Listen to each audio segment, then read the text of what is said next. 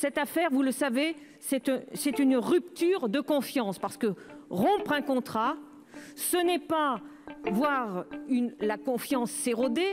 Vous connaissez le sens des mots. La rupture, c'est brutal et ça ne s'anticipe pas.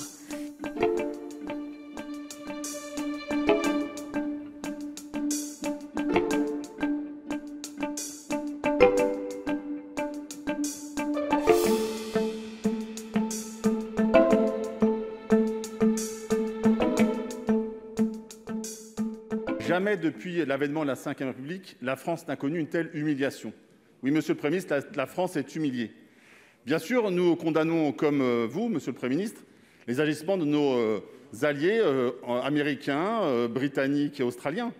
Mais force est de constater que cette affaire dite des sous-marins australiens en dit long sur votre gouvernance et votre bilan.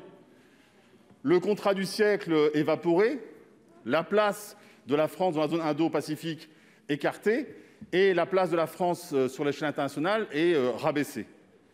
Et je crois que vous devez la transparence et la vérité aux Français. Lorsque Jean-Yves Le Drian et moi-même, nous avons tenu avec nos homologues australiens le 30 août une réunion qu'on appelle le 2+2, qui sont des réunions que l'on tient avec des partenaires stratégiques comme l'Australie, et que, lors de cette réunion, il a été confirmé l'importance majeure de ce contrat de sous-marin.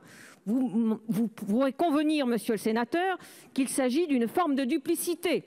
Et lorsque le Premier ministre australien écrit au président de la République le 15 septembre, au moment où l'annonce est faite, et qu'il dit que le programme de sous-marins classe attaque est le meilleur sous-marin de classe océanique dans le monde. Vous comprendrez bien, monsieur le sénateur, qu'on ne peut pas réécrire l'histoire a posteriori. Ou alors, évidemment, on s'érige en juge ou en procureur, dont je comprends d'ailleurs que c'est l'intention du Sénat. Et vous aurez...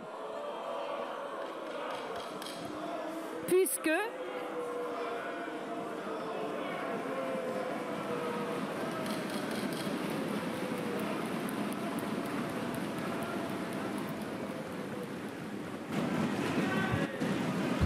Poursuivez, mais les provocations n'ont pas une utilité absolue pour éclairer le débat. Et comme vous le savez, mesdames et messieurs les sénateurs, c'est toujours avec plaisir que je me plie aux commissions, aux questions du Sénat. Donc je le ferai comme je l'ai toujours fait.